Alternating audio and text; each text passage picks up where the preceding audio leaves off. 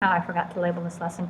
So it's 2-5, and we're going to go do some fun stuff today. So today, this is one of my favorite lessons. I enjoy this one because it's different. It's unique. It's not something we do normally. So we're going to call this lesson 2-5, and the name of the lesson is Counting Rules. So I would hope that by this time in your mathematical education that you know how to count. But we're going to be talking about counting massive numbers of things and how to count without having to count every individual thing. So these are rules for counting, all right? Which is kind of fun because I've been counting since first grade, all right? So let's look at the rules. So these are the summary of the counting rules that we're going to talk about today. So the first one is called the fundamental counting rules. It said the number of ways a sequence of n events can occur if the first event can occur k1 ways and the second event can occur k2 ways. So it's k1 times k2 times k3, etc. So we'll get to examples on that one. It actually is fairly simple. Like, it seems kind of complex, but it's not. All right. So the rest of the permutation and the combination have to do, if I have a group of objects, and I want to know how many ways can I take 5 of those objects. So if I have an apple, an orange, and a banana, and grapes, and grapes means another kiwi. Okay, I have these 5 fruits. Okay, how many different ways can I put them in? All right, that's a permutation. Order is important. When we're counting objects and we're taking groups of objects, and order is important. The permutation, that's when we use what's called a permutation. Now, the formula right now is not important. We're going to discuss that when we do the examples. But realize that when you have a permutation, order is important. So for P, permutation, order is important. Combination, if I just want to know how many different ways, if I have 5 different fruits, how many different ways can I select 3 of them, and order doesn't matter, then we would use what's called a combination. So combination order is not important, permutation order is important. Okay, find a way to remember that. All right, I'm not going to tell you what that is. You have to be able to look at a problem and decide if it's a permutation or combination. So you need to know this. All right, so let's look at using the fundamental counting rule. I actually have 2 examples here because there's 2 different ways this is used. So the fundamental counting rule, I'm going to do an example. It will make more sense with the example than me trying to explain it abstractly. So it says, how many ways can a baseball player manage a batting order of 9 players? So how many different ways can he put these 9 players in order? So let's think about this for a second. There are 9 people that he can put in the first slot. Now once we've selected somebody, how many do we have left? 8. Now we have 7, 6, 5, 4, 3, 2, and 1. Okay? Now I can't just add those up. That's not what it is. Okay? The fundamental counting rule says I multiply them together. The 9 ways times 8 ways times 7 ways times 6 ways tells us how many different ways we can arrange baseball players. And it's a massive number. These things come out to be huge numbers. Multiply them together. Okay, how many different ways can I arrange them? And I did that in my calculator, so I have 362,880.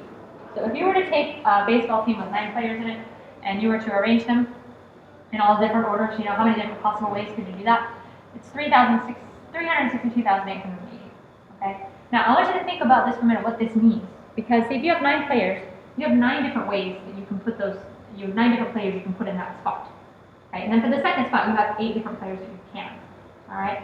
But that's also, if you think back to, well, I have the 9 players and the 8 players, and once I pick somebody, that's one person. But I have 9 different ways I could do that. I also have 8 different ways I could do it with the second person. That's why we multiply, because it's massive, massive numbers. So 360,880. So that's one way that the fundamental counting rule is used. The second one is there are 8 different statistics books, 6 different geometry books, and 3 different trigonometry books, and the directions are messed up, or they're not that way. Okay, and basically, how many different ways can I arrange those books, or can I select those books? So it's 8 times 6 times 3, okay, which is 144. So I really wouldn't want to count these out. Right? These are counting rules so that I don't actually physically have to count what's there. All right, so that's a fundamental counting rule. Here's your practice problem. Okay, basically, how many different ways can a person select paint based on the different types? Here's your solution. Here's example number 2.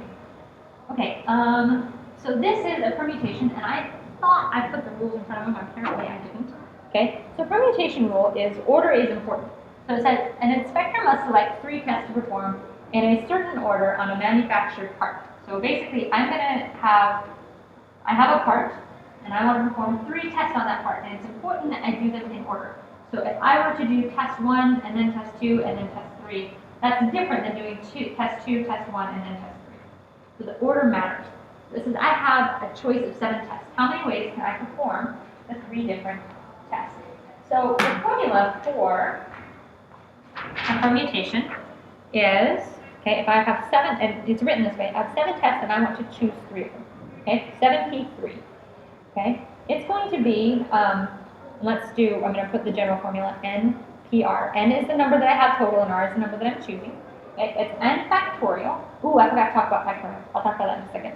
Over N minus R factorial. Okay, factorial, if you haven't seen it before, which you might not, I'm just going to review it really quick in case you haven't. Okay, factorial is a really cool multiplication thing. It basically says I'm going to, and I need to do an example because I'm not going to explain this without an example. 4 factorial, it says I'm going to multiply 4 and everything underneath it. 4 times 3 times 2 times 1. We always stop at 1 because we multiply by 0, we'll end up with 0. So it doesn't matter what this is. If it were 10 factorial, it would be 10 times 9 times 8 times 7 times 6 times 5 times 4 times 3 times 2 times 1. Okay? So whatever it is, that's what we do. So in this case, when I have 7p3, it's 7 factorial over 7 minus 3 factorial. So 7 factorial over 4 factorial. Okay? Now there is an easy way to simplify this, and there's actually, your calculators will do it for you, and I'll show you that in a few minutes, but I wanted to show you the formula first. Okay? 7 times 6 times 5 times 4 times 3 times 2 times 1 over 4 times 3 times 2 times 1. Now, if you know anything about fractions, you know that you can cross cancel. The 1's cancel, the 2's cancel, the 3's cancel, the 4's cancel. So I'm left with 7 times 6 times 5, which in this case is 210. So if a manufacturer, an inspector has 7 different tests, and he wants to run 3 tests, and order matters, so the different orders of the tests will actually be a different event, he has 210 possible ways that he can run 3 tests on these parts. Okay? So before I show you the calculator way, I want you to do it this way on your practice problem. So here's your practice problem. Okay? And it should be just like the last one. Here's your solution. All right, calculators. So let's look at this a second. That was my calculator. This is actually very, very simple. Okay, permutations and combinations are actually both found in the same place on your calculator. So you're going to, with each one though, before you actually hit the button, you have to type in the n value. So if it's like 10p6, you have to put 10 and then go find the function. So factorials are in there. It says you type in the value of n, you push math, and move the cursor to the PRB, right, and then press 4 for the factorials. You'll see them on it. And then you press enter and it will do it for you. If you're trying to do a permutation, you type the value of n, math, go to PRB, and then press 2 because that's where the p is. Okay, it says NPR. And then you'll type in R and then enter. Combinations, which we haven't done yet, I wanted to actually show you this before we do combinations because the formula for combinations is more complicated and I'd rather you use your calculators. So you type in the value of n, hit math, cursor over to PRB, hit 3 for NCR, type in the value of R and push enter.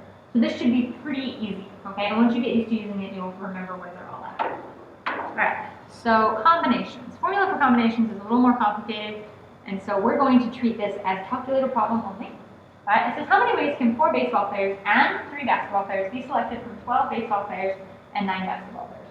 So these are 2 different combinations, and we're actually going to have to add them together to get our total, all right? Because we're saying, if I have so many ways to get baseball players, I have so many ways to get basketball players, I want the total number. Now, you notice the word and, okay? This is not a probability problem. This is a combination problem. So the word and does not mean multiplication. That's only in probability. So it is just saying, I'm asking for totals, okay? And in totals means you add them together. So if I want to select 4 baseball players, and I have 12 baseball players to start with. So I have 12, C4. Now why am I using a combination instead of a permutation? Because it doesn't matter the order. Okay, I want 4 players. I'm not saying I want 4 players in order. If I want 4 players, that means that 1, 2, 3, 4 is the same thing as 2, 1, 3, 4. Those are the same number, same type of people. So order does not matter. And then I'm going to add to it 9C3. Okay? And once I get that, if I calculated this whole thing, this is 495, and this is 84. I add them up, and I have 579 possible ways that I could select 4 baseball players and 3 basketball players from those teams. Here's your practice problem. Use your calculator. Okay? This is an easier problem, I think. This is just a single one instead of 2 to add them together. All right, there's your solution. And I do believe we're at the end.